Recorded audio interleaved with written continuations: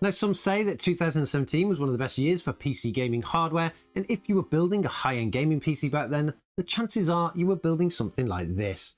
Inside this system, we have some of the best components to come out of that year, things that define generations of components years after, and today we're going to see if it can survive today's games. So 2017 was a great year for PC gaming hardware, and it wasn't just because of the core components that we all think about today.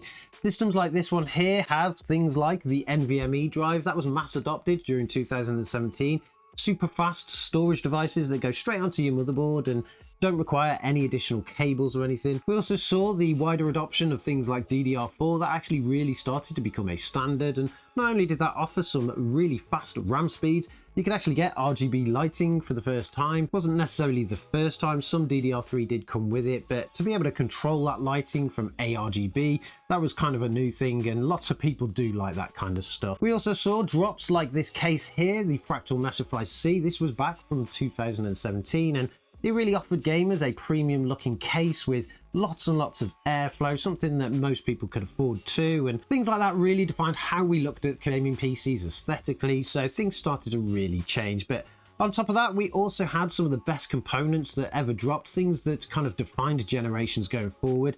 Of course, we had AM4 platform, that became a thing. In particular, AMD dropped the Ryzen processors. Inside this system here, we don't have the fastest Ryzen processor back then, which was the 1800X. We actually have the Ryzen 7 1700. It would have still cost you around £330 back then, which is not cheap for a CPU, and particularly when we went from much more budget offerings to that kind of stuff, but it offered you some great performance, particularly on something that could really compete with Intel. This CPU offered gamers 8 of AMD's finest Zen cores with 16 threads, providing a pretty decent gaming performance as well as lots of productivity that you could do with it. And this one in particular did come with a stock AMD cooler. AMD completely changed their coolers from the FX processors before this one to the Ryzen processors, and they actually gave you something pretty decent if you got one with your CPU. This one in particular is an RGB ringed AMD Wraith Spire. They seem pretty rare nowadays, but it would have been something that people would have been able to get back then. And then of course we have the king of the system, the Nvidia Geforce GTX 1080 Ti. This is a legendary graphics card that a lot of people loved. It would have cost you back then around £700, which was kind of ridiculous at the time, but it was the flagship. It was the fastest graphics card in the world, but to today's standard, it's actually pretty cheap. You can pick up many graphics cards for £700, and these kind of higher end stuff, the 80 class and the 90 class nowadays, cost a lot more than this. But if you were to build a system like this back in 2017, you of course built it to last. But how long has it actually lasted? Can we play some of the latest games on something like this? Well, there's only one way that we're going to find that out. We need to give this system a test. Now, back in 2017, when this system was new, it would have roughly cost around £1,500 in total. That didn't seem that expensive nowadays, but back then it would have been quite expensive. And a lot of it comes down to, of course, the price of the graphics card. Even today, graphics cards are one of the most expensive pieces that you will put in the system. But the GTX 1080 Ti was only roughly around £700 in reflection to today's prices. And it offered gamers some fantastic rasterization performance. Not only that, you did also get 11 gigabytes of VRAM, which was not really known at any other graphics card at the time. So it's kind of lasted the test of time. We have tested it in the past on some newish titles, but there's been a lot more games out there since then. So we want to actually put it against something really demanding. And for that, we're going to go with the latest game that I've actually purchased, and that is Stalker 2. Now, Stalker 2 is a game that is extremely demanding, like I say, and it's put a real test to even modern hardware. So we're hoping that this 1080 Ti can at least get a 60 FPS performance. I'm not sure what we'll have to do to the configuration to do that, but if it can do that, I'm pretty sure it's safe to say that this system can survive today's games. But let's start the game and see how well it performs. Now, while the actual game is loading up, we can actually see that it is starting to compile shaders, and this is where we will see some of the weakness from that Ryzen processor. It's not necessarily weak because it was weak back in 2017, but there's been a lot of other processors after this and some real generational leaps. So the 1000 series from AMD are still capable of gaming, but they're probably not the fastest things, and you probably shouldn't be looking at buying one nowadays. And Not unless you can find one super cheap and you're trying to build a real budget system. But we'll wait for the shaders to compile, and then obviously we'll get into the game and see what kind of gaming performance we get. One eternity later. Okay, so we're finally in the game and everything is looking like it is working. We're currently getting an average here of 38 frames per second, which isn't bad. I'm not exactly sure what the configuration is on this game so far, but it is a very dark level. It's right at the beginning. I haven't actually played this game apart from getting through the menu systems and the kind of CGI videos at the beginning. If we just move around now, we can see it's a little bit jerky as you move the mouse. Nothing is really that smooth. I'm going to try and find a more lit up area. I've just fallen down a ladder, climbed down a little bit there. So we're in a house here at the moment. Everything is quite closed off. We're now currently getting an average of 39 frames per second, but we do have a very low, 1% low of 18 FPS. I think what we'll do before we continue on is we will go and check the configuration that we've got set. We'll pop over to our options and our graphics display. We are currently set in a high quality setting. In the display settings, we are running in 1080p and we don't have our VSync enabled. So what we'll do first is I'm going to try and keep this native because I do believe we do have upscaling methodologies here.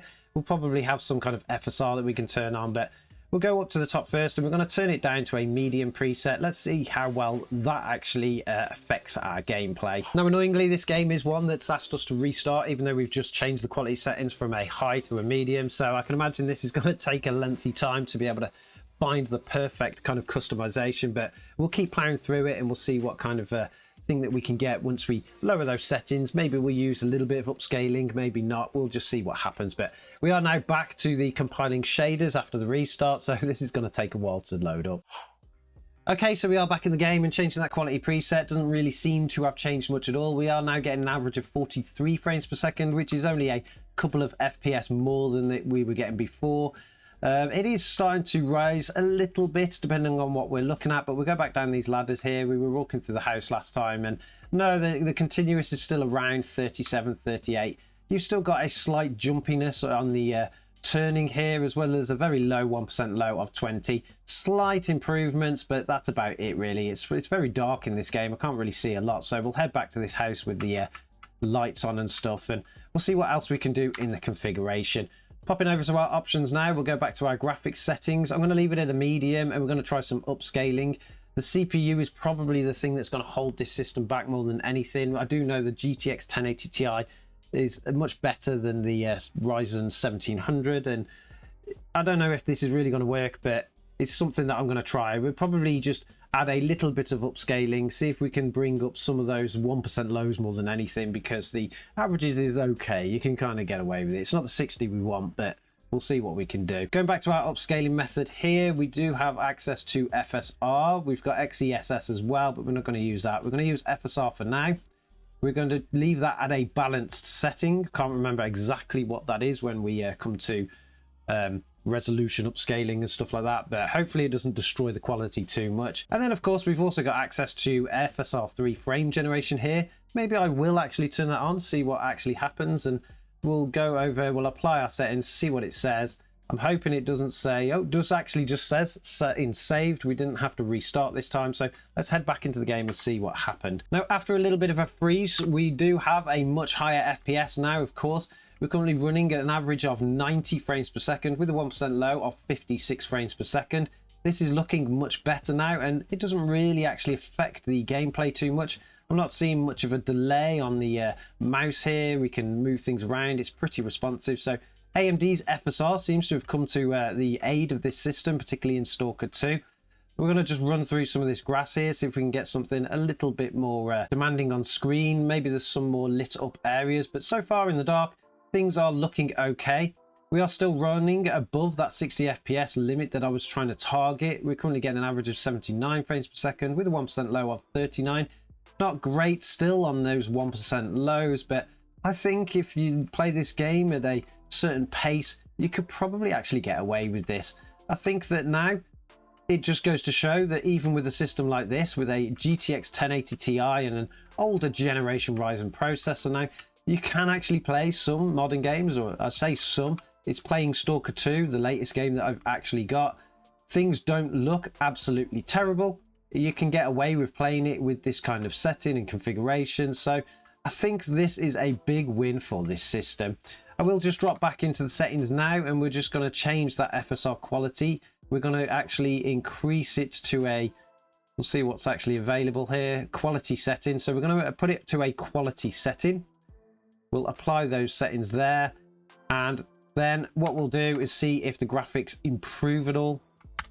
Our performance is still running at around 88 frames per second on average, but the 1% lows have dropped significantly now, all the way down to 14 and 27. I'm not sure you can consider that playable. A lot of people wouldn't, but okay, running with a balance setting, things seem to work perfectly fine.